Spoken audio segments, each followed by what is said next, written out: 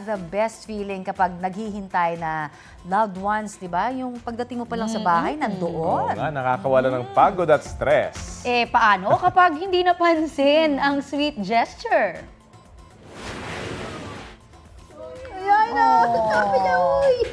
Ayan, emote na lang ang Shih Tzu na si Asher from Pulilan, Bulacan.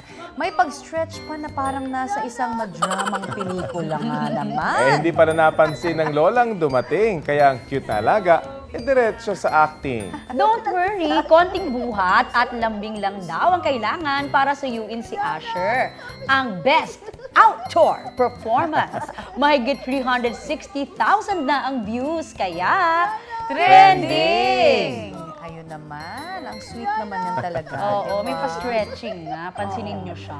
Ako naman, sabi niya. Mukhang paborito niya si Lola, lalo siguro pag dumarating at bumibisita lang. Talagang hinihintay niya. Nagpapakarga yan, o, di ba? Oo, ang saya Kargahin naman. nyo ko, sabi niya. The best talaga ang mga doggy dogs, Dog. ano? Diba? At